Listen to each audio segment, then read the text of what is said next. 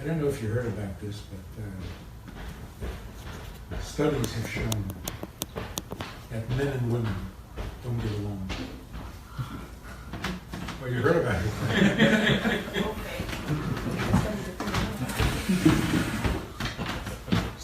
Double-blind tests. Beyond the shadow of a doubt that men and women are not good for each other. Which means, literally, and this is pretty shocking, a man without a woman in his life is healthier. And a woman without a man in her life is a healthier woman. That's literally true. So to try, for men and women to try to get along, and for a man to have a woman in his life, and for a woman to have a man in her life, is literally self-sacrifice. You're sacrificing your health, your well-being, your sanity. And that's why God invented marriage. Because you see, marriage is like a magical transformation where the man becomes a husband, or should, and the woman becomes a wife. So man and woman are better off without each other. But husband and wife can't exist without each other. You're a healthier man if there's no woman in your life, but you're not a better husband if you don't have a wife. See, that doesn't work. So all of a sudden, these two people who could not get along because of marriage become inseparable. That's the magic of marriage.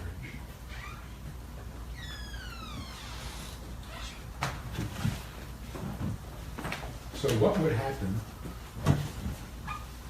if a couple get married, but he doesn't want to be a husband, and she doesn't want to be a wife?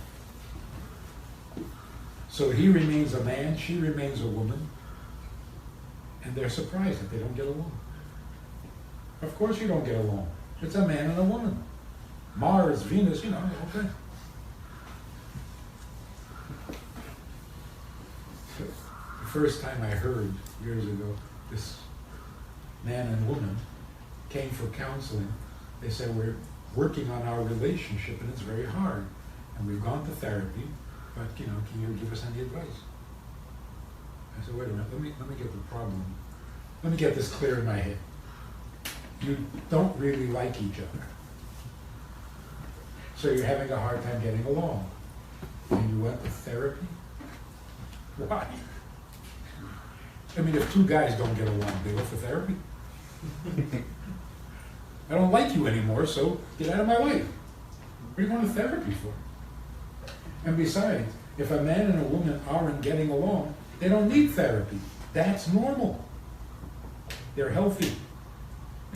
If you see a man and a woman who do get along, something's not right. They need therapy. Either one or both.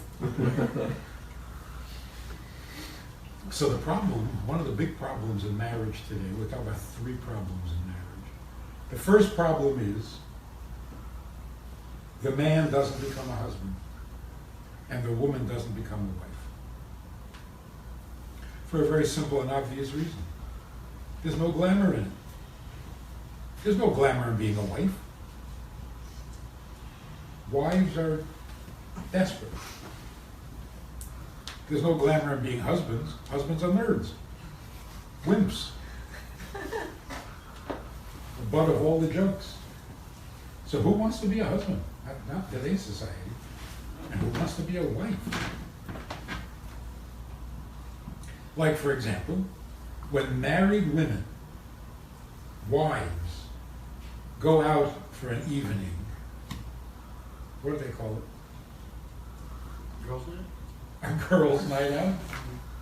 Not a wives' night out. What kind of fun is that? Not even a women's night out. It's not so much fun either. They got to go back to being girls in order to have some fun. That's pretty sad. So the first problem with marriage is that it does not produce husbands and wives. Here's a quick example. This wife drags her husband off to a therapist, to a counselor, because she's very unhappy. And she tells the therapist, every time we go out in public, he's flirting with the women. So the therapist explains to her that she's really overreacting. When he flirts with women, it doesn't mean that he doesn't love her anymore, or that he's about to divorce her. It's nothing but, it has nothing, it's no reflection on their marriage. It's a man thing. When a man is in front of a bunch of women, he can't help it. He likes to show off. You know, it's like the peacock syndrome. So she goes home feeling rather foolish that she made a big deal out of nothing. Right? But by the time she gets home, she realizes, whoa, wait a minute. What kind of answer was that? It's exactly what the problem is. It's a man thing. Men need to show off in front of women. Husbands don't. So her problem, her discomfort with his behavior is because he's acting like a man and not like a husband. And that's a serious problem. So, the first thing that is kind of destroying marriages in America is that they're not willing to make the switch.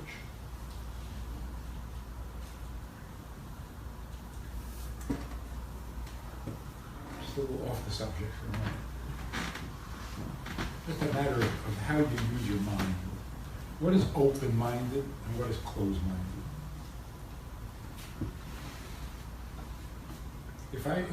If I'm an explorer and I'm the first person to come back to America from Australia, and I come back and I tell you that there's an animal in Australia that hops around on its hind legs and carries its baby in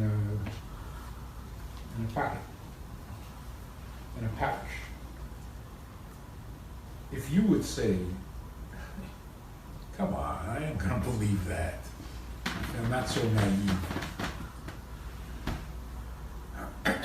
Would you consider that intelligent or non-intelligent? The guy says, what do you think I am? How stupid do you think I am? I'm going to believe such a story? That's ridiculous. There's no such animal. Would that be an intelligent reaction or a lack of intelligence?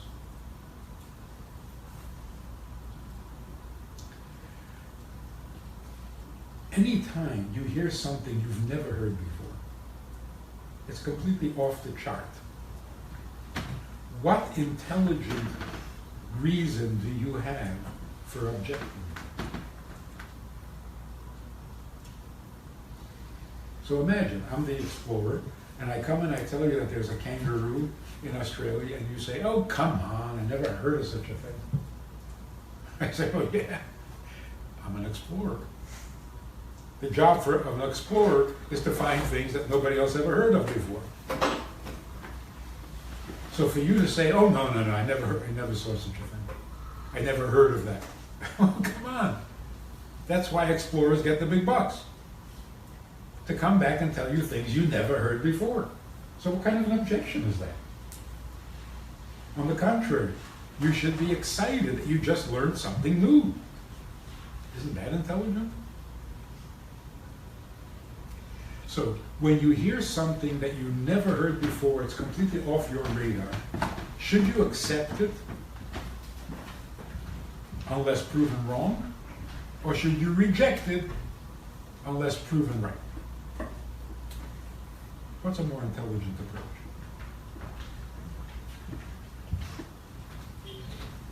So here's part of the problem.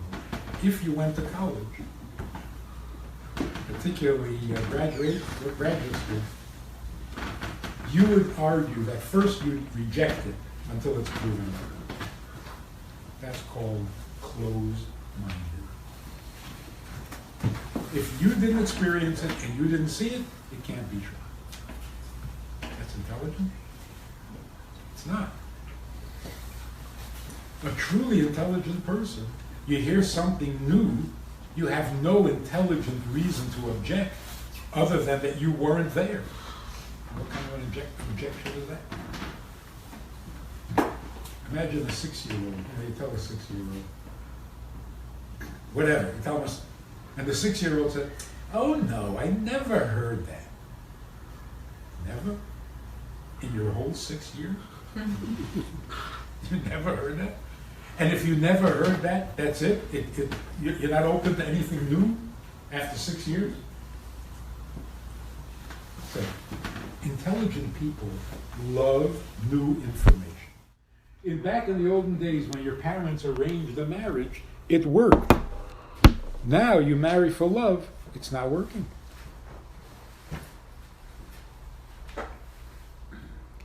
We hate to admit that, but it's true. So here's how it works. If I say, I love you for your money, everybody would object. You love me for my money? That's not real love. Actually, it is. It's real love for your money. I never claimed otherwise. You only love me for my money. No, I don't love you at all. I just love the money. And the proof is, if suddenly you don't have money, it's not like I still need you a little bit. I don't need you at all. Get out of my life. So if you marry someone for money, literally, you are marrying the money, not the person. If you marry someone for love, is that any better? So the first time a guy said to me, we were doing marriage counseling, the wife was miserable and wanted out. And he says, I love everything about my wife. Which sounds pretty impressive, huh? So what? Why would she be so unhappy? So somebody's lying here. But I discovered in marriage counseling, nobody lies.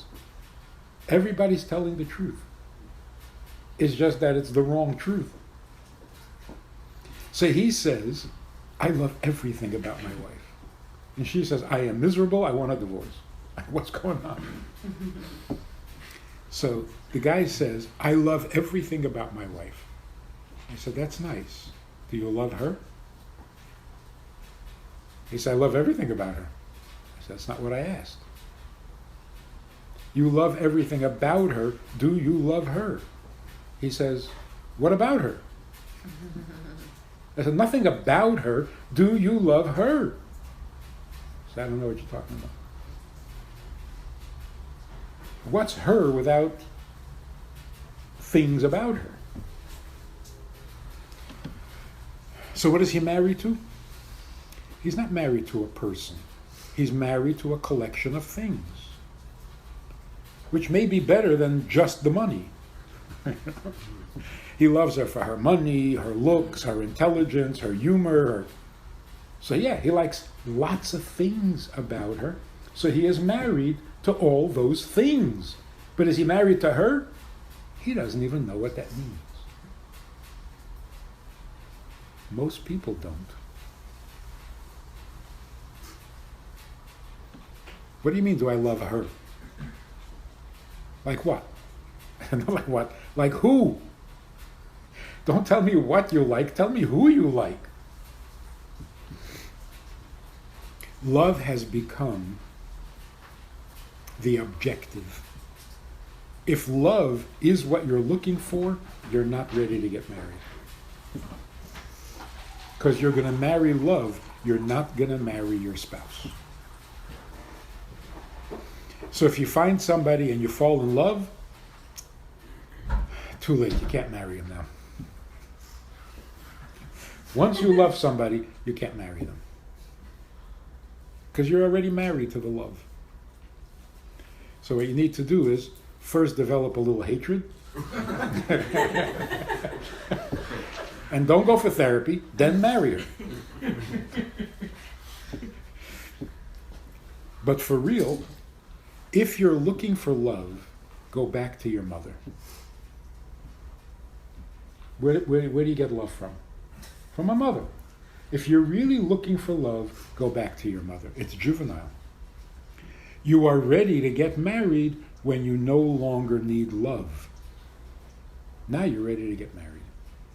To a person, not to a thing. So if love is your thing, you're going to marry love. And again, the proof is, ask most couples who got divorced, what happened? Love They fell out of love. So if I don't love you, what are you doing in my house? All I wanted was the love, not you. So without the love, now look at how ugly this is. I mean, it really is ugly. You were the most important person in my life because I loved you. Now I don't love you, you're garbage. You're not important, you're not necessary, you're not valuable, you're nothing. So look at the arrogance and the ugliness of it. My love makes you important. You know, like the Midas touch. If I love you, you're important. I don't love you, you're nothing. Worse than nothing, you're garbage. That is so nasty. So here's a shocking thing. You don't need love from your wife or from your husband. You don't need love from your husband. You need your husband's love. It's very different. The role of love, the value, is that those who are important in your life, you ought to love. Not love makes them important. But those who are important should be loved. Why is there a mitzvah to love every Jew? Because your fellow Jew is important to you. If he's important to you, love him. If you don't love him, he's still important. You just don't happen to like him. Like your mother. You know, if you don't like your mother, she's still very important in your life. So if they're important in your life, what are you going to do? So you might as well love them. They're not going anywhere. You're not getting rid of them. So love them.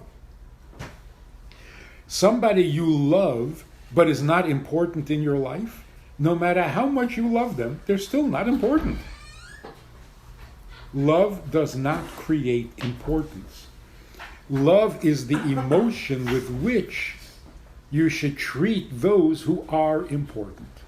What makes them important? Completely different subject. If they're blood relatives, they're important. Your fellow Jew is important. Why is it a mitzvah to love God? Because God needs love?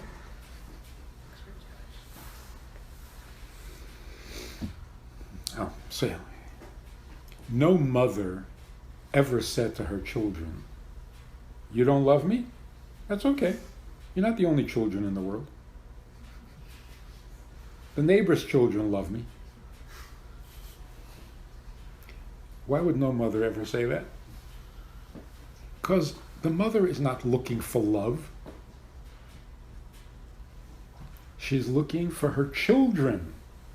So she wants her children's love, which you can't get from any other children. You can't get your children's love from somebody else's children. You can't get your husband's love from somebody who's not your husband. So look at the danger of it. If you're looking for love, and you get married for love, and you love your spouse, and then all of a sudden you don't love your spouse, which is predictable, what are you going to do? You still want love. See how dangerous that is? Most men who cheat on their wives, what's their excuse? She really loves me. Or I really love her. So love dictates your behavior, your relationship, everything. But if you don't want love, you want your husband's love because he's your husband. So if he doesn't love you, what are you going to do? Get it from somebody else? You can't get his love from somebody else. So you try. You try. You work on the relationship because he's still important to you.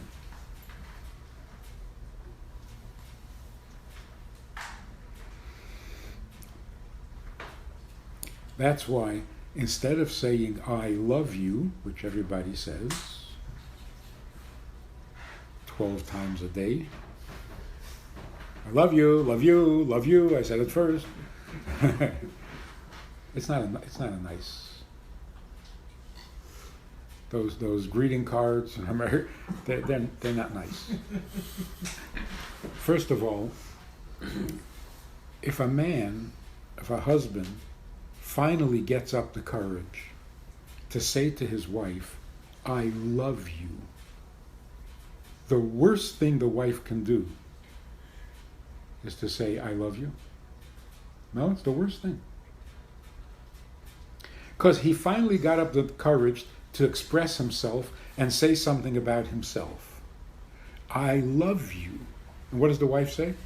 No, I love you. In other words, okay, enough about you. Now let's talk about me. So that's it. He gets 3 words and she changes the subject. If a man says, I love you, he's trying to describe himself. Stay on topic. Don't change the subject to you. So what should you say if your husband says, I love you?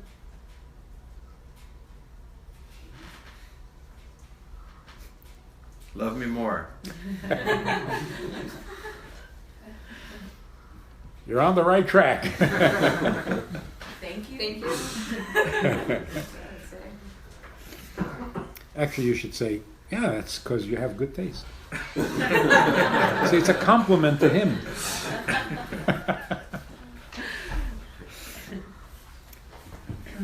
Instead of saying, I love you, which is really a nasty sentence. It really is. First of all, any sentence that begins with I is a nasty sentence. It's like, I love you. I am the most important subject in this sentence. Love is the second most important, and you are the last. Which sounds like I gotta be me. I mean, come on, this is me. I got me. I gotta be me. And love, I gotta have love. You, watch it. Because if I don't love you, I'll love somebody else. You're replaceable. But I gotta be me, and I gotta have love. It's a nasty sentence. It's almost like a threat. I love you, so behave yourself. It really is. Instead, you should say, you I love. I'm not looking for love, but you?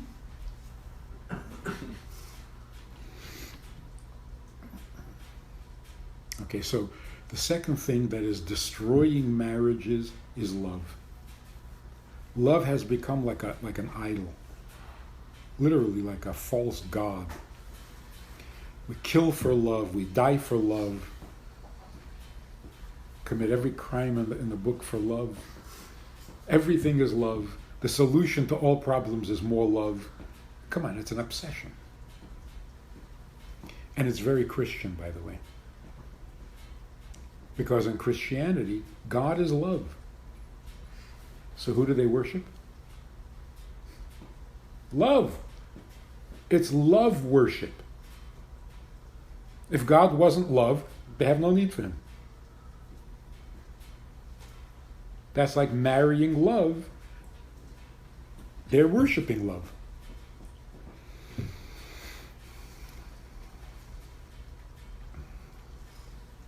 Some people worship power. They're dangerous. They worship God because he's powerful. So what are they really worshiping? Power. That's scary stuff. At any rate, love is the appropriate emotion in a relationship with someone important. So we have to convince our children from a very young age that the dog they love is not as important as the brother they hate. No? Because they much prefer the dog. You know, if your brother and your dog were drowning, who would you save? My dog. Why? I love my dog. You see how corrupt that is?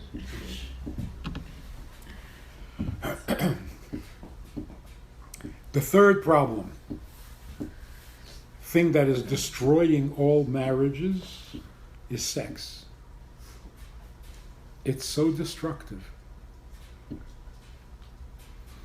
Because like love, sexual pleasure can become a thing, and instead of being married to your spouse, you're married to this thing that you get from your spouse, and if you didn't get it, you wouldn't be married to them anymore. So you're really married to the pleasure.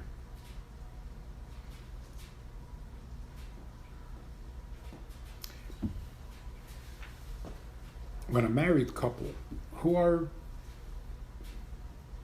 happily married, functional, everything's good, but in a moment of honesty, they'll admit that they feel alone in the world. Happily married, very sociable, have lots of friends, but in a quiet moment, they feel that they're alone in the world. And it's a horrible feeling. Why would they feel that if they're happily married? It's because they love everything about their spouse. They didn't really connect to the spouse. So they really are alone. They're detached. They're single. They're happily married and they're single. Because what they have going between them is that they share common interests and like everything about each other, but they've never connected to each other. In other words, they've never had an intimate connection. So you can have sex with somebody for 10 years and you've never been intimate. Because sex is a thing. Intimacy is a non-thing. Non-thing means just person to person. A human being is not a thing. So if two human beings connect to each other, there is no thing between them. Besides them, there's just them. So for example, if you asked your grandmother, what happens in the bedroom? When mommy and daddy go into the bedroom, what happens? What happens in the bedroom? And your grandmother says, nothing. And you say, come on, tell me. Nothing. So you assume that she just doesn't want to tell you. And you say, come on, you can tell me, I'm 46. I can handle it. Nothing. She's actually giving you the right answer. What is unique about a bedroom, husband and wife? There is no thing, it's just them. What makes the bedroom different from every other room in the house is that every other room in the house has something. Bedroom is just two people, there's no thing.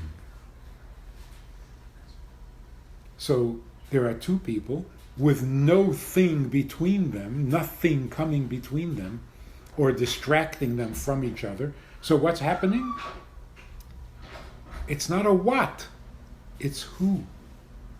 So when you say what happens in the bedroom, people are not objects. There's no what. There's just them. And when they're together, they have each other. So a couple have sex. And it's good. They're married, it's nice, it's good, and it's very typical for the husband, for example, go either way, for the husband to say to his wife, so how was it? How was it? They did not come together properly. There was an it in the room. I thought it was just us. What's the it? And besides, you're asking me how it was? Weren't you there? Why do you have to ask how it was? Because when you're having sexual excitement, you are totally alone. You are completely absorbed in your experience. And yes, you have to ask what the other was experiencing, because how are you supposed to know? So sex actually keeps you apart. Because it's a thing. Intimacy means get beyond things. Just take pleasure in each other. Not something you get from the other, just the other. Having you in my life without anything interfering, that's the greatest pleasure. So intimacy means the ability to get beyond all things and just connect to a person. It's very hard to even understand what that means today, because we're so materialistic, which means that our relationships have become pornographic. What is pornography? Pornography is separating sex from the person with whom you're having sex, or objectifying the person. The person becomes an object. What is an object? An object is something you love everything about. I love everything about it. Chocolate, I love everything about it. I love the smell, I love the taste, I love the texture. Chocolate. Do you need chocolate? No, you don't.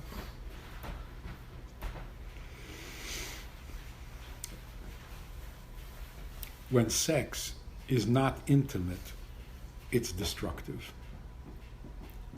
Because here's the rule for good relationships. In a good relationship, there is a giving and a receiving. There is no taking and there's no using. So the expression, marriage is a give and take. Take is abuse. You can't take a person. That's abusive. Even if it's consensual. So let's use an example. Christopher Reeves, remember? Great guy. Like a perfect specimen of a man. But he fell off the horse. And he was paralyzed from his neck down. So let's just use that as an example. Let's say he lived in that condition for 10 years. And his wife took care of him. At the end of 10 years, he died. And his wife became hysterical. She's crying, she's grieving, she's carrying on. Imagine saying to her, what are you doing? What are you upset about? For the last 10 years, what did he do for you? Nothing. For the last 10 years, what were you getting from him? Nothing. For the last 10 years, what was he good for? Nothing. So what are you crying about? What did you lose? What would her answer be? She would say, I had him, now I don't have him. What was I getting from him? That's besides the point. It's not the point. I had him, and now he's gone. Not it's gone, he's gone. It left a long time ago. It left 10 years ago. But him. So, if when husband and wife are being intimate, they really get past all things, past the love, past the sexual pleasure, past the performance of it, and they just are thrilled to have each other, which is a great pleasure, that bonds them to where they will never feel alone in the world, even if they are separated by an ocean. And in those days, when our grandparents had that kind of intimacy and that kind of bond, divorce was unheard of practically. And when it did happen, it was such a tragedy. Because they were so bonded that in order to be divorced, they had to have an amputation. Today, marriages are not that great, and divorce, not that terrible. In fact, you hear people say this, and it's really upsetting. No, we're divorced, and now we're best friends. Hey, wait a minute. If you're getting divorced, the least you can do is hate each other. You're best friends? So why'd you get divorced?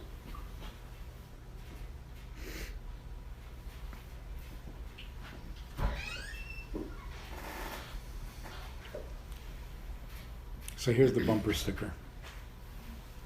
Nothing you get from your wife is more important than your wife. Doesn't that make sense? Nothing you get from your husband or nothing about your husband is more important than your husband. So an intimate relationship is basically a human relationship. Sex separates people. Love separates people. Intimacy bonds people. So it's the same act, it's the same bedroom, it's the same thing, but it's from a completely different planet. What is your objective? What are you looking for? Each other? Or something from the other? Or something about the other?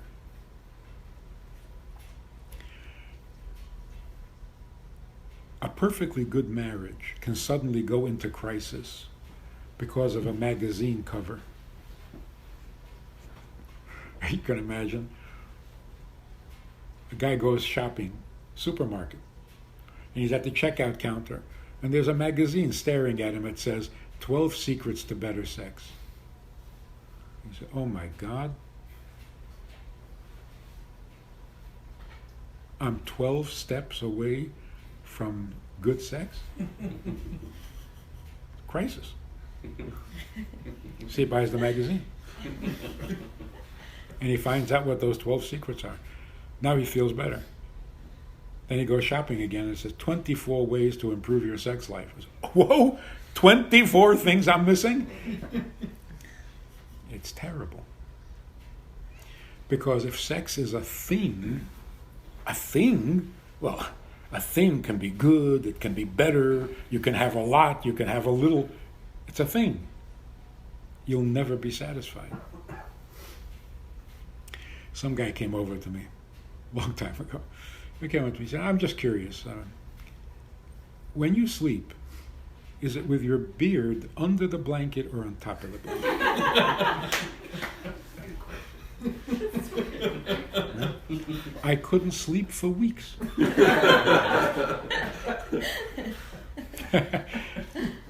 I suddenly became so conscious of like, you try it one way and it's like, I don't know. Try it the other way, like, oh, I don't know. When you make someone self-conscious about something, it's disturbing. So you want to ruin a perfectly good marriage? Very easy. You're sitting with a married guy and you say to him, so, your wife really loves you? Yeah? What? Why? No? Maybe not? That's it. You've killed him. Now he comes home and his wife doesn't say hello. Uh-huh. Grounds for divorce. Or you come to a woman and you say, so are you getting pretty good sex? Or that's it, you've killed her. Yeah, I think so. Yeah, but then she sees that magazine, 12 Secrets. No, I guess not. It's horrible. So in the olden days, our grandparents or great-grandparents, they didn't have things. They just had each other. It was sad. There were no things in life. What did you have? Holes in your shoes? They didn't have things. Life wasn't about things. It wasn't about what, it was about who. Who is your father? Who is your mother? Who is your rabbi? Who is your community? Who? Everything was who. What? I don't have any what. I don't have food, I don't have a house, I don't have clothes. What? But we had each other. Today, we're so materialistic that even people have become a what? What's so great about your wife? What's great about my wife? That's such a poisonous question. It's toxic. So intimacy means this godly talent that we have. It really is. It's superhuman. To go beyond all things and be able to connect just to this person. I just want to have you.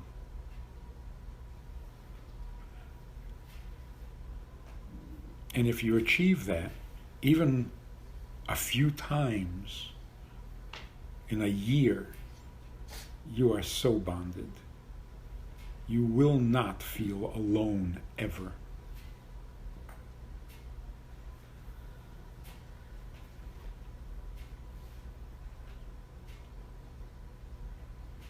That's what the book is about. And the reason I wrote the book is because talking to people, I realized there's a real crisis. Life is falling apart.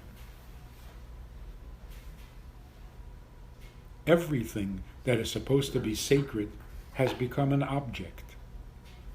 It's a thing, it's an it. Like this guy who says to me, I'm getting divorced. Listen, I don't need this. And I play dumb and I say, oh, so if you don't need this, why are you divorcing her? Get rid of this. Get rid of her. Of course, when he said this, he meant her. Right? He never saw her as a human being. She was this thing that he was going to try. And he tried it, and he doesn't need this.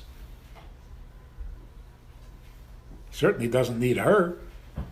He never connected to her. That's very painful. And in that kind of a relationship, even before he decides to divorce her, it wouldn't be surprising if she felt all alone in the world. Because she was. She was all alone in the world. So here's the good news.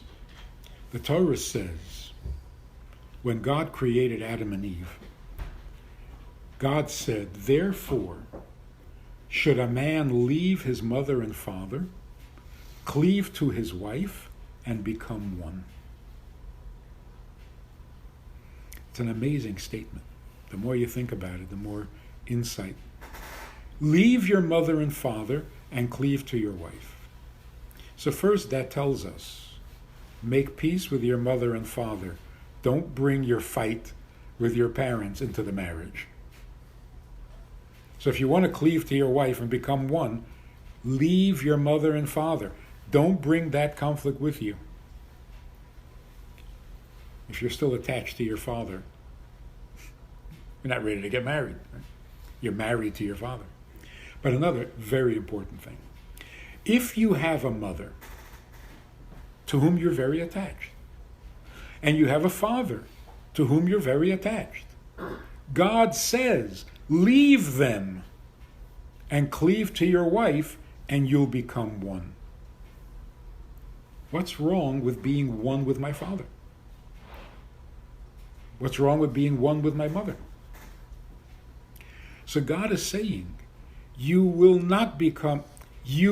remain alone in the world no matter how good your relationship is with your mother and with your father. You're still alone. The only time you stop being alone is when you cleave to your wife. I think the reason is you love your father, you love your mother, but you're not the only one for your father or for your mother, because they have each other. So no matter how much they love you, no matter how close you are, you're not the only one. In a marriage, the relationship is exclusive. You are the only one. And now you're not alone anymore. Which tells us that the relationship with your spouse is deeper and stronger than your relationship with your parents. Isn't that amazing? You are more bonded to your spouse than you are to your parents. And that's why when you get married, your obligation to honor your parents takes second seat. Your marriage comes first. Because you're more related to your spouse than you are to your father. It's an amazing... So, we need to go back to having intimate relationships. Not about something, about no thing. So the bedroom has to become a no-thing zone. And when you're getting married, you're not looking for love, you're not looking for security, you're looking for someone to be in your life beside yourself. And that is a divine instinct, because God created the world not to have something, but to have someone.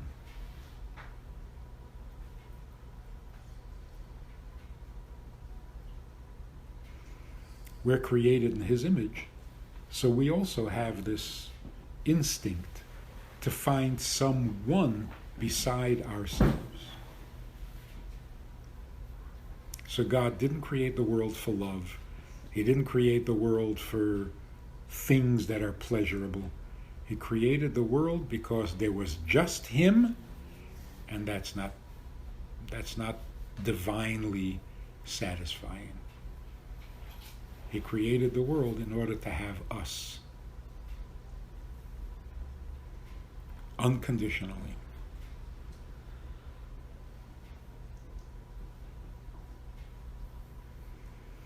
And that's reflected in our marriages.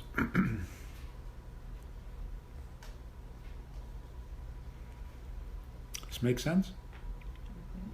Anything about it too esoteric?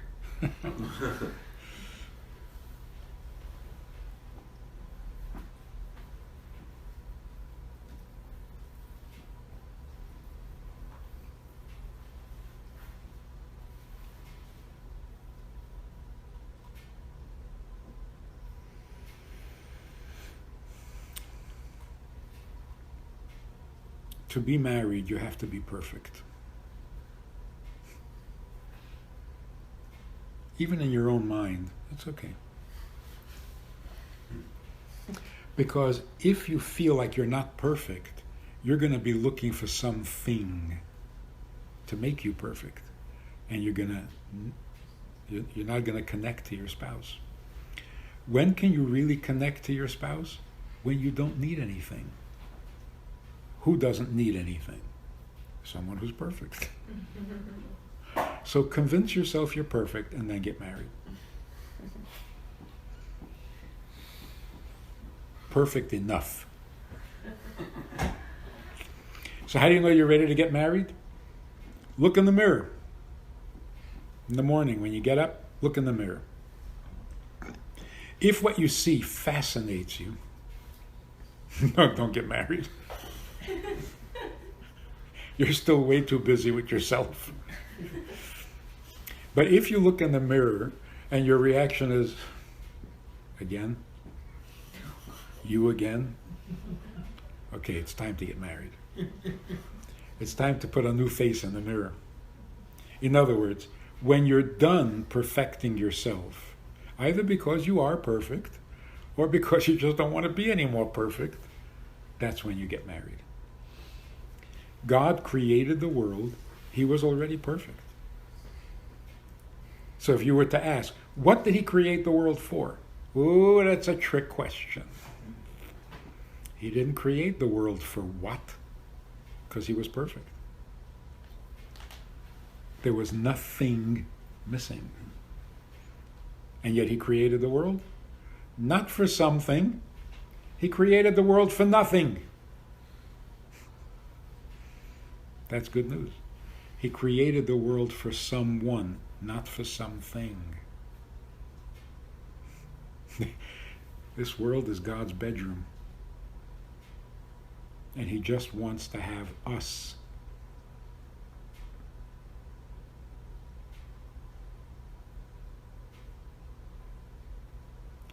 So people say, but if he's perfect, why would he want us?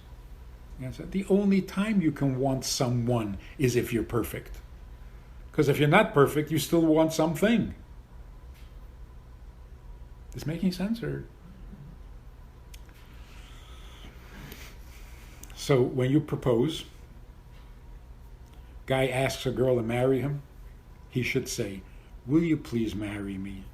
I'm good for nothing. Or I'm good at nothing. I'm good at nothing, so we will really bond with each other. If you say, please marry me, and the girl says, what are you good for? Never mind. I'm looking for intimacy, not for efficiency.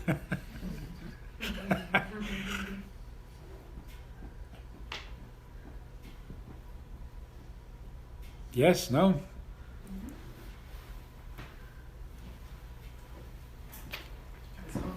Any questions, any comments?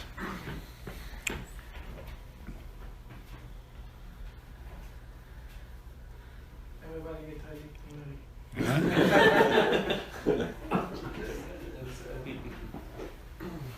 So here's what... You missed it? No, I do the first. Start fresh. I have a question. So if I catch myself saying I love you, I should take it back? I didn't mean that.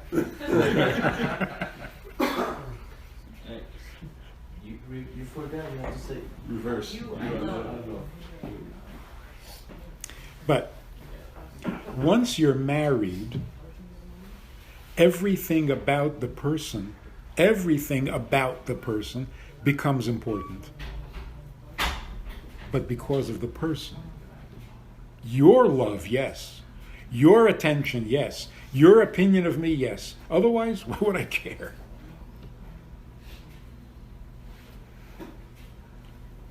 Like my children, yeah. Their love I want. Because they're my children.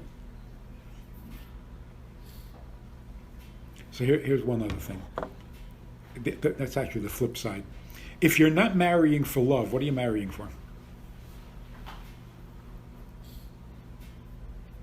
So here's another rule, whether you're married or getting married. You marry only because you're in love with marriage. Otherwise, don't get married. This idea, I love you, you love me, okay, so we'll get married. What is that craziness? Two people love each other, that's not good enough? What do they have to get married for? I know a lot of people are agreeing with that. But really, why does love lead to marriage? What's the connection?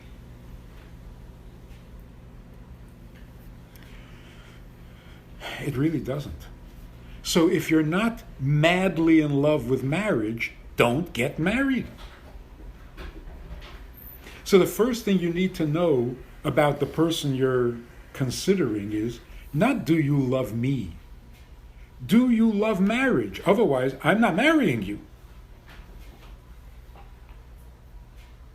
The only reason to get married is if you believe in marriage. Which means that you come to your date committed to marriage. And you're just checking to see if you can have a marriage with this person. But your commitment is to marriage. Now, you have the option to marry a few different people. Why did you choose this person? I like everything about her. But why am I marrying her? Because I believe in marriage. And she does too. So maybe we can do it together. But this thing about, marriage was never really appealing to me, but you, I'm so in love with you, I'll even marry you. That's a dumb idea.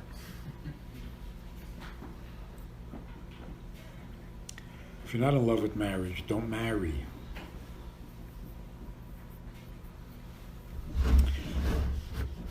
So I can tell you this story. I came to Minnesota a year after we were married. I was very idealistic. I was going to teach and I was going to, promote Judaism. I was really idealistic. And I come to Minnesota and I get a phone call. My first speaking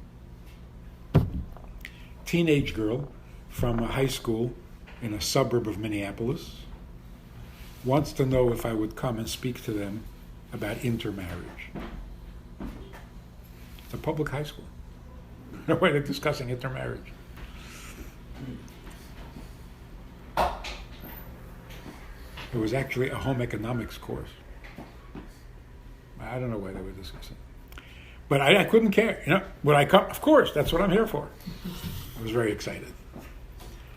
Anyway, she tells me that a priest spoke about it from a Catholic perspective, and a minister spoke about it from a Protestant perspective, and there are two Jewish kids in the class. They want a rabbi to come and speak about it from a Jewish perspective. So would I come? Now, she never saw me, I never saw her. The school, turns out, has 2,000 students. 4 of them are Jewish. And 2 of those 4 are in this class. Anyway, the day comes, and what's appropriate to wear to a high school? And I'm coming from Brooklyn, and I'm thinking teenagers, punks, and not in Minnesota. These kids are so squeaky clean, so square and well-behaved. And some of them come to school on horseback, This is like Little House on the Prairie, So I'm thinking, what am I going to wear? And I thought, well, I'm going to go to speak to a group of teenagers, so I put on a leather jacket. Like a motorcycle jacket. Because I think I'm still in New York. Anyway, I walk into the classroom, and I'm horrified, because the priest is there, and the minister is there. And I had misunderstood completely. They hadn't already spoken. They had already agreed to speak. But the plan was to have like a little panel. And so This sounds like one of those jokes. A rabbi, a priest, and a minister walked into a classroom, but it wasn't funny because it's against our policy to sit on a panel with other religions. So I shouldn't have been there. It was a mistake, a misunderstanding, and I'm thinking, that's it. I'm going to be reported back to New York. I'm fired. I might as well just give it up, and I haven't even started yet. It was a mess. Right? To make things worse, the teacher says, we only have 45 minutes, so you'll each speak for 5 minutes, and then the students will ask questions. Speak for 5 minutes? That's impossible. What can you say in 5 minutes? So the priest spoke first. And he basically said that the church will not recognize the marriage if it's an intermarriage and whatever. But if it happens that you do marry out, you have to raise your kids Catholic. Took him about 5 minutes. Then the minister spoke, and he said, marriages are difficult enough. There are a lot of stresses, problems. Last thing you want to do is add another stress. So, not a good idea. It took me about 5 minutes. I'm dreading this whole thing. I want out. But I can't just walk out, there's not. So I get up, and there are 30 students staring at me, and I can't think of anything to say. I'm panicked. I'm frozen. Nothing. Besides which, what should I say? You're not allowed to intermarry. It won't be considered a marriage. It won't be recognized by the Torah. I sound like a priest. If I say it's not such a good idea, you won't understand each other, there'll be conflicts, I sound like the minister.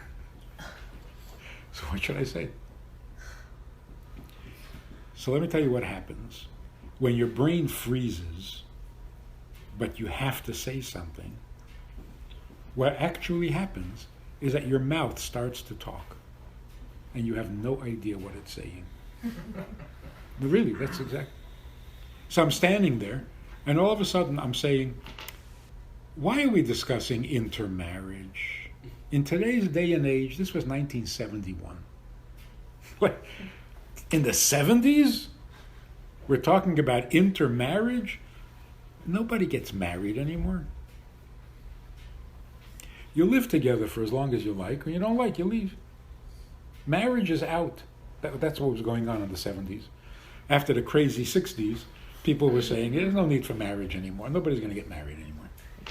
So I said, so what's the difference whether it's an inter, not an inter? There's no marriage anymore. You should have seen the look on these kids' faces. This is a rabbi? And the priest got upset. And he interrupted.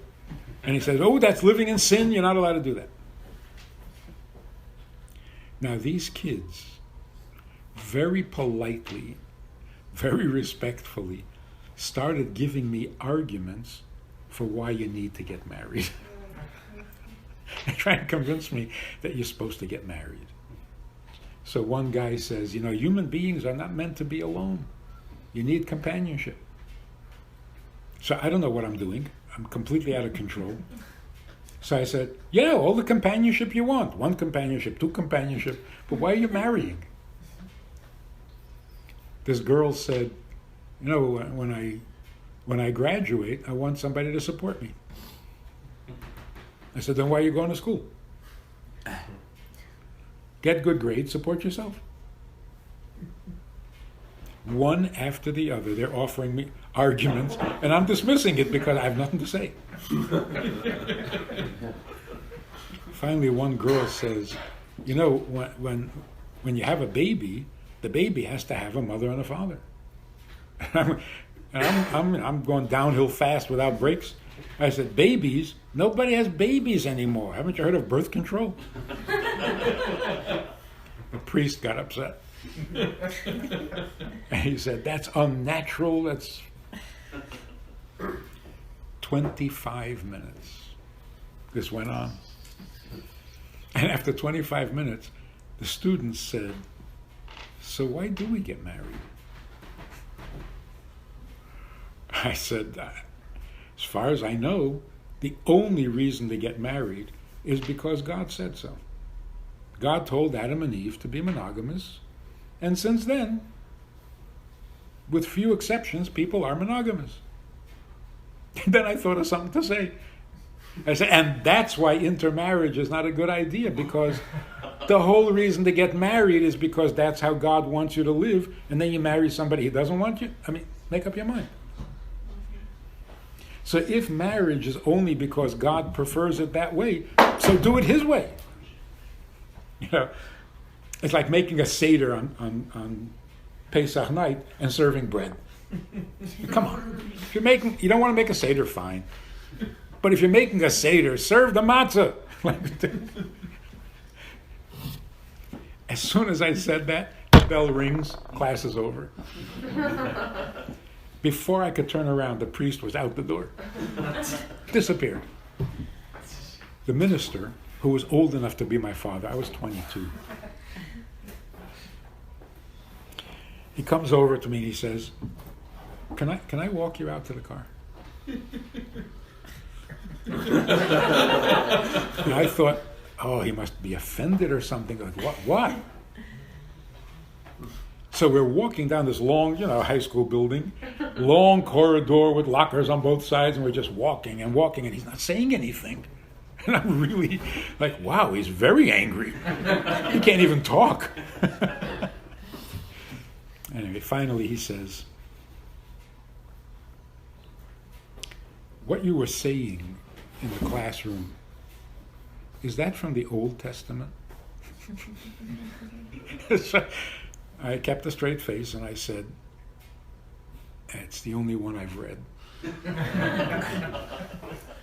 And listen to this. He says, we spend much too much time on the New Testament. So, wow. And this is 1972. Since then, I've discovered that Christians are in crisis. They're totally disillusioned with their priests and with their ministers and they're desperately looking for another approach to God. And I think part of the reason is their image of God is not intimate. God is love. That's a thing. So along the same idea, maybe this will clarify it a little bit. I met this pastor. We did a movie together. And the first thing he said to me was, "So do you believe in Jesus or not?"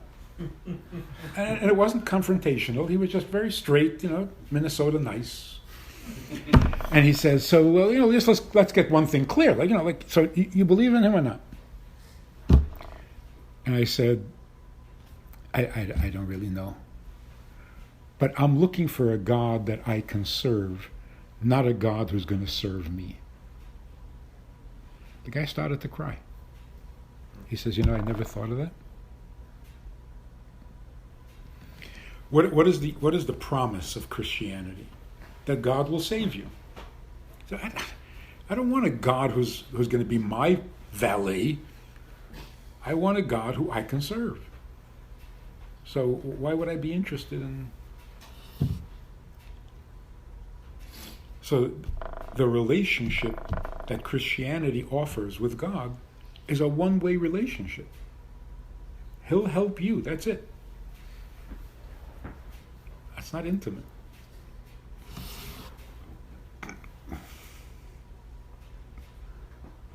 So here are a couple of expressions that you should never use again. First of all, don't say "I love you." Say "you I love." Number 2, marriage is not a give and take. If you take, you're abusive. You use a person, use is abuse. You use things, you don't use people. even for the best purposes. You don't use people. Like, for example, I will help you, I will give you charity if you're hungry, I will take care of you if you're in trouble, because that'll get me to heaven. That's abuse. I am using you to get to heaven. That's abuse. You don't use people, not even for the most seemingly idealistic purposes. Number 3, there's no making love. That is such a disgusting... Make love? You make love? Love is a feeling. So I know it started in the 60s. Make love, not war. But it's a ridiculous expression. And another thing. Why don't you just say, let's have sex? Don't make love, just have sex. Because that's what you're doing. No, because sex is disgusting. What do you think, I am an animal? I'm not asking you for sex. I love you. Oh, well. Now you've prettied it up.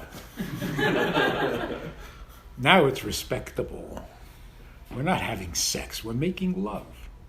I was reading this book, something about animals. And the guy writes, so the horses were in the middle of love making. Oh, horses make love too? That's what's wrong with the Lion King. That love song. Lions don't fall in love. Please, do me a favor. They eat their own kids. Anyway, so...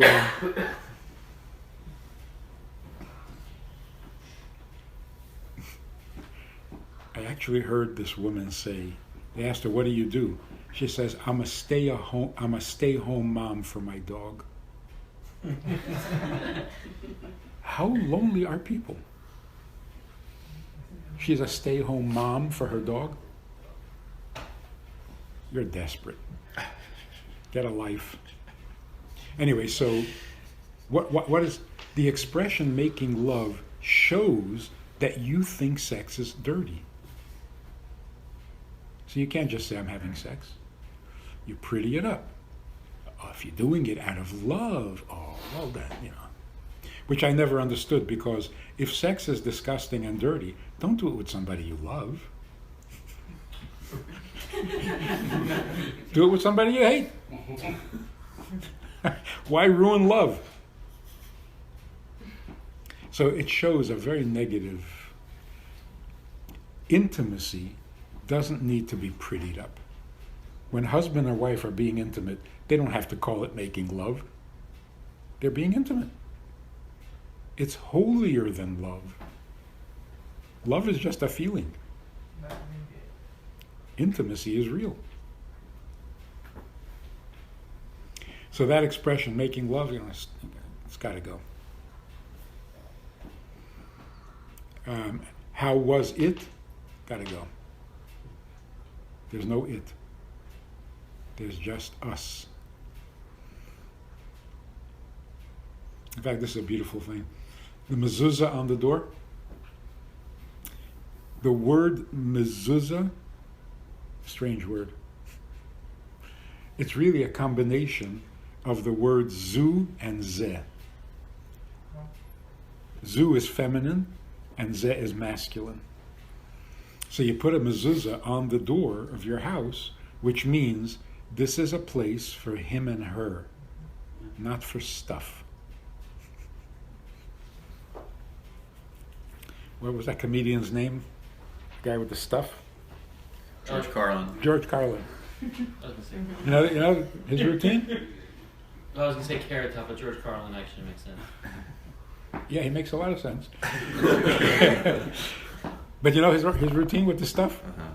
He says, why do people have to have houses? What are houses for? A place for their stuff. A place to keep your stuff. And you put a lock on the door to keep your stuff safe when you go out to get more stuff. And then you got a lot of stuff, you need a bigger house.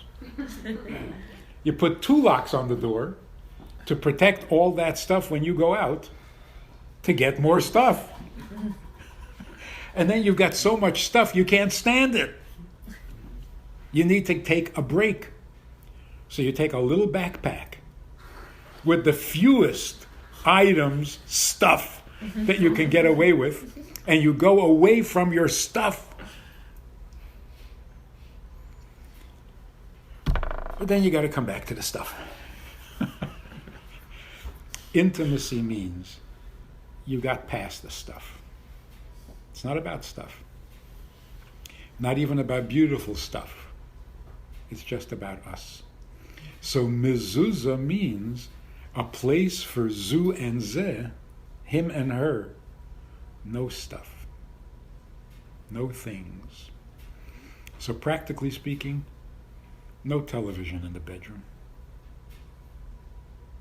It's a distraction. When you're being intimate, it has to be in the dark. Because if the light is on, you're going to see. What do the eyes see? Stuff. The eye can only see things. Can't see intimacy. Intimacy is invisible. So if the lights are on, you're going to be distracted. And it's not going to be intimate. Even having a desk, a computer, a telephone, it can destroy the intimacy. So the bedroom literally should be a place of no things. And intimacy should happen only when you're completely focused on each other. Not if you're angry at each other, not if you're half asleep, not if you're partially drunk. Really. How many people, by the way, how many people have never had sex sober? I wonder what the statistics are. They've never had sober sex. They're either high or they're drunk or something. I don't mean completely verschnickered out of their mind. Just a little high, just enough to ruin the intimacy because they're not quite present. That's very sad. We were sitting in class once, at this school for women. We were talking about the laws of mikveh, that a husband and wife are allowed to be together for 2 weeks, but then after her period, they have to be separated for 2 weeks. And this woman said, "What? For 2 weeks you're separated from each other? That's half your life." She was like beside herself, like, what, crazy? After class, I was speaking to her privately. I said, so how often are you and your husband together? She says, are you kidding? Once a month if we're lucky. She works, he works, they're tired, once a month if we're lucky. And that's tragic. Everybody talks about sex and boasts about sex, and they're not having any sex. This is not good. So she's complaining 2 weeks, but you're settling for once a month? It's very sad. So, having had sex, you feel a little diminished. It's the nature of sex. You feel a slight loss of self-respect and a little loss for the person that you were with. It's just the nature of the beast. Intimacy, on the other hand, after a couple have been intimate, they feel more innocent than before. Because that place you go to, that is beyond all things, that is your most innocent self. So you really experience the purest, most innocent part of yourself. And that's why it is the holiest thing that a human being can produce. It's not a mitzvah. Usually we think, what's holy? The synagogue on Yom Kippur, Rosh Hashanah, the blowing of the shofar. Yeah, but that's not you being holy. That's the mitzvah is holy. What is it that is completely human and yet holy? Intimacy. Because it involves getting past all things to like Adam and Eve before they ate from the tree.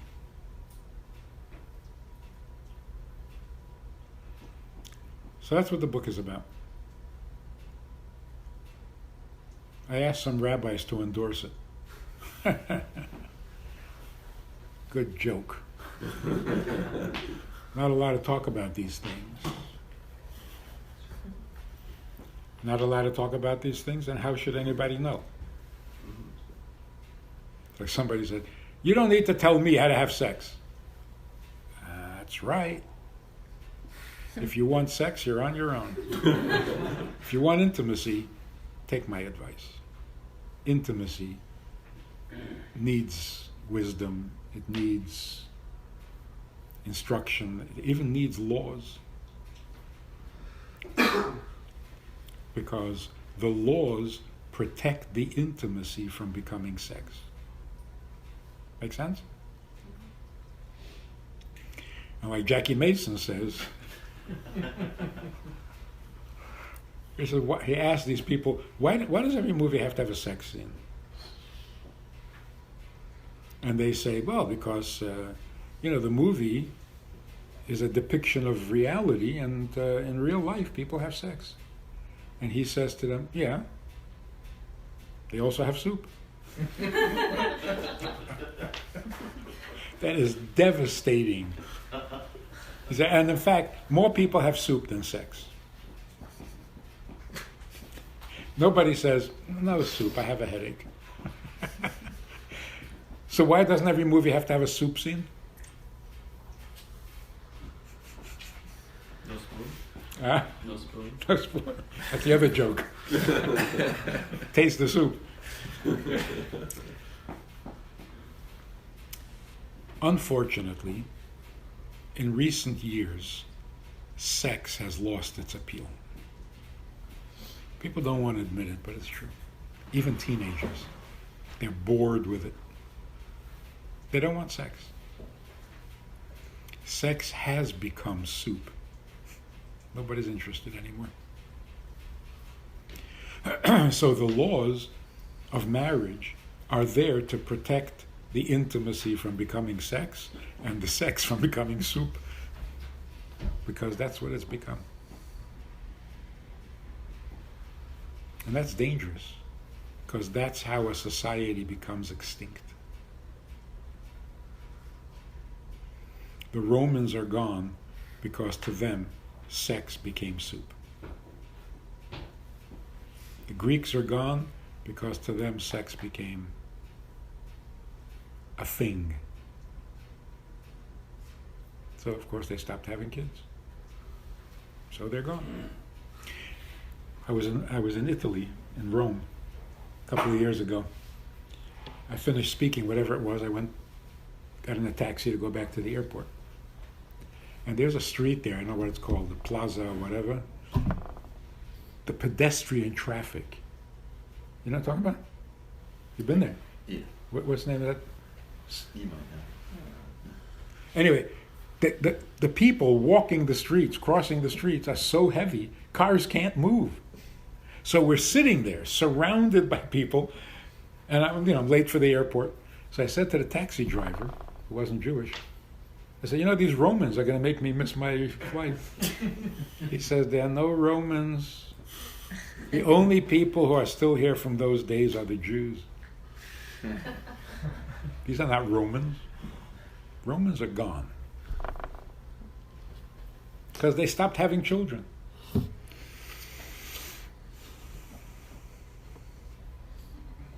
So we should all have great intimate relationships.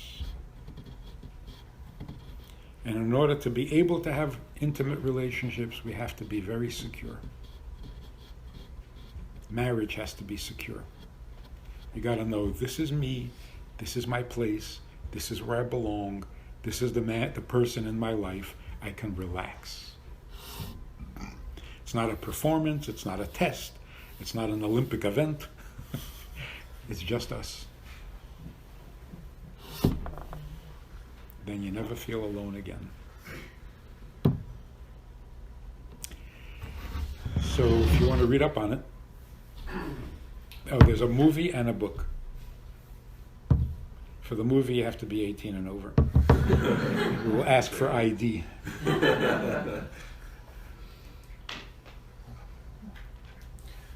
So you spoke a lot about the when to get married, the why. Can you talk more about the who and knowing who might be the right person? Good question. When you're sitting with a woman who you respect, there's a certain tension that may be exciting or it may be uncomfortable. If you're sitting with a woman and for some reason you feel really good about yourself, being a man, marry her, because she's making you feel that. So, how do you know the person is the right person? If there's good chemistry. And good chemistry means not you're excited about her. Because if she's good looking and nice, everybody will be excited about her. But if she makes you feel comfortable as a man, and you make her feel comfortable as a woman, that is good chemistry. Marry her.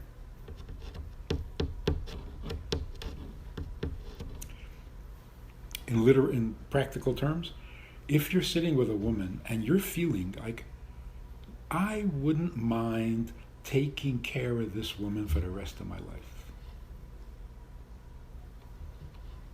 that's good chemistry. If you're sitting with a man and you're feeling, I would follow this guy no matter where he went. I'm behind him to the end. He's making you feel that. Marry him. That is good male-female chemistry.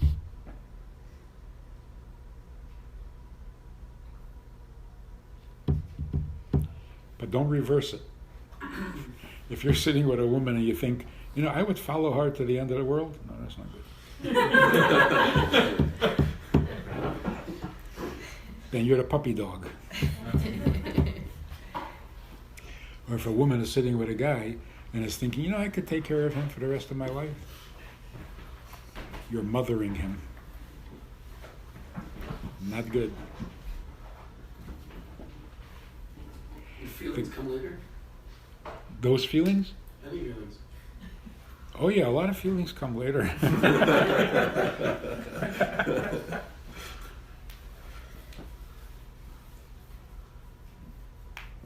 How do we learn how to create more intimacy? I think just the awareness that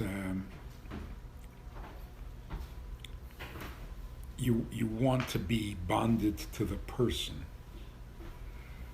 and you're annoyed if something comes between you. That's as good as you can get. Mm-hmm. And with all the best intentions, by the way, as much as you want to have an intimate moment, things come up, things get in the way, things are everywhere. So it takes real effort to create a moment where nothing matters to you. So for example, there are moments like when a mother looks at her baby, when the baby's sleeping. And for the moment, it feels like perfection. This is so perfect that you never want it to change. You just want to, like a still. Stop the film, hold that picture, because this is just perfect. That's what it should feel like when you're being intimate. Because there's no place else you want to be. There's nothing else you want to be doing. There's no one else you want to be with. It's just a moment of perfection. that's it. That's your home run. But if there is something on your mind, there's something that you're feeling that it's not that perfect, and it gets in the way. So imagine 2 drops of water on the table. Why are there 2 drops? Water is not supposed to be a drop, it's supposed to flow. So why do they have the shape that they have? Scientifically? Surface tension. How do you get them to flow again? Touch it. Breathe on it. Just break the tension and they will become 1 drop. There's a surface tension that keeps us apart. Just break that tension and you will become 1.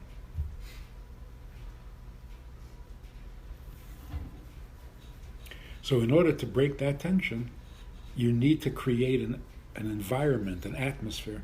The bedroom should be an intimate place where you don't do anything else but be with each other. So that as soon as you walk into the room, it's like, oh, here it goes. It's feeling intimate. Whereas in any other room in the house, you don't have that atmosphere. So for example, we were growing up, we knew that we're not allowed to go into our parents' bedroom, even when they weren't home. Of course we did, but we knew we weren't supposed to, because it's not a public place. You redecorate your house and you have all your friends come over and you show them around and like, not the bedroom. That's not a public display. So if you can create that sanctity, bedroom is reserved. It's not like the rest of the house. That helps. To have the lights off. You never engage in intimacy with the lights on, because your eyes are going to see something. You say, yeah, well, what I'm going to see is my spouse. You're not going to see your spouse. You're going to see something about your spouse. And you love everything about your spouse. But that's not her. So the lights have to be off. It has to be in the right frame of mind. You have to have some conversation beforehand so that there's a meeting of the mind. And by the way, I can't believe some things are so blatantly wrong. 1 bed? Husband and wife sleep in 1 bed? Unless that bed is room size, what the heck are you doing? What do you mean sleep in 1 bed? It's so counterintuitive. In a shul, there has to be a wall between men and women. Yeah, machitza. So somebody once asked, okay, I can understand why men shouldn't be praying in the presence of other women, but why can't husband and wife be together praying in the synagogue? It's like family pews, little cubicles for husbands and wives. So most people say, well, God doesn't want you to be distracted even by your wife. Does that sound like God? I mean, you know God. Does that sound like him? It's like, when you're praying to me, I don't want you distracted by your wife. So wait a minute. Marriage was your idea. In fact, you arranged this marriage, because God makes all marriages. And now you're jealous? God doesn't want you praying while sitting next to your wife, because when you're sitting next to your wife, you should be talking to her. It's insulting to sit next to your wife and talk to somebody else, even if it's God. Doesn't that sound more like God? So if it's impolite to pray when you're sitting next to your wife, how polite is it to sleep next to your wife? It's like she's right there. Yeah, just let me sleep. Really? Are you that bored already? That's not insulting? I don't know how this works. And then if you do decide to be intimate, it's because, we're here already. Might as well. I mean, can you imagine in the olden days when a king wanted to be intimate with the queen? He had to go to her room and knock on the door? Hey, come on, that's romantic. That is awesome. This is not like, yeah, fine, we're here, what the heck. No, knock on the door.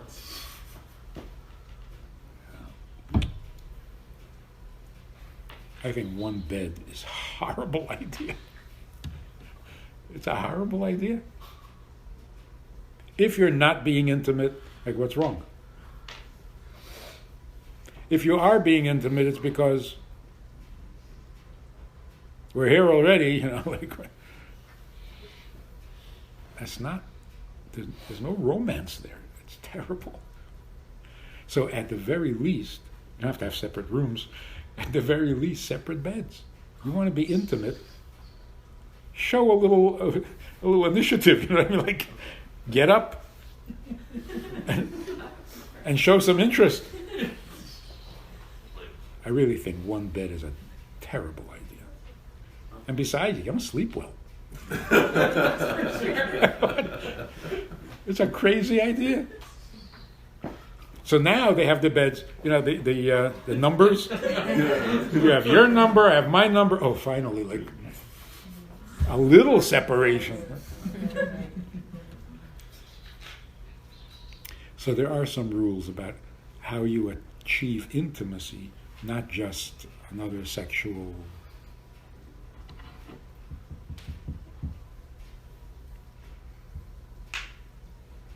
You have to maintain a lot of respect for each other. It's terrible when you lose respect.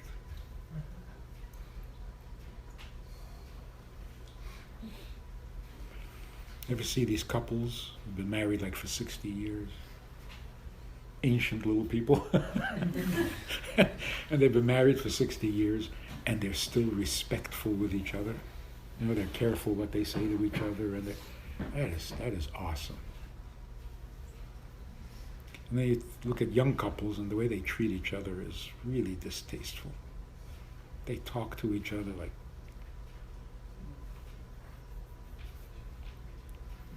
not nice. When we were growing up, we for a long time, we didn't know our mother's first name. Because we wouldn't call her by her first name. And we never heard our father calling our mother. Because when he wanted to talk to her, he would go to where she was. He would never call her. It's not respectful. You call a dog. You don't call your wife. And certainly not with the tone of voice that you hear people using. Can you come over here? That's abusive. I mean, talk about microaggression. Any guy who uses that tone of voice, his wife is going to need a safe place.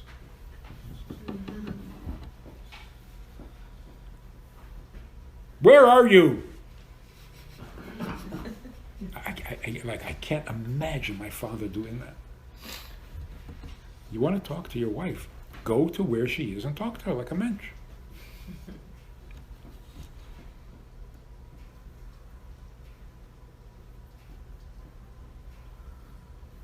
That's a big part of a good marriage, the right tone. Don't talk to your wife like you talk to your kids. Don't talk to your husband like you talk to your best friend. There's a tone. There's a certain tone you use with your parents. Everybody can recognize it immediately. There's a tone an employer uses with his employee, and the employee uses with his employer. Come on, the tone has to fit the relationship. The marriage relationship doesn't seem to have a good tone.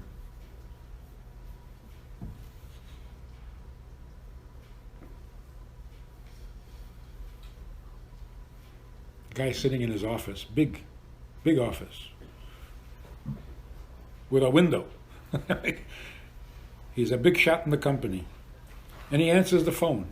And he's so professional and so polite and so respectful. And then he answers the phone rings and he answers, yeah, what? You know he's talking to his wife. What? Why are you bothering me? That's the wrong tone.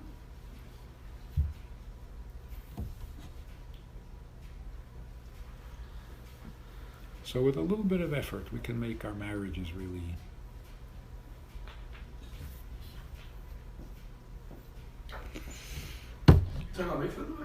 Say what?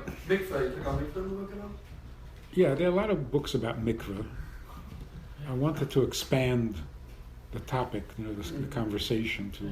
I actually do have a question. Where do you think you say intimacy, which it can mean so many things across so many different parts of life? Where do you think the cross section happens with vulnerability?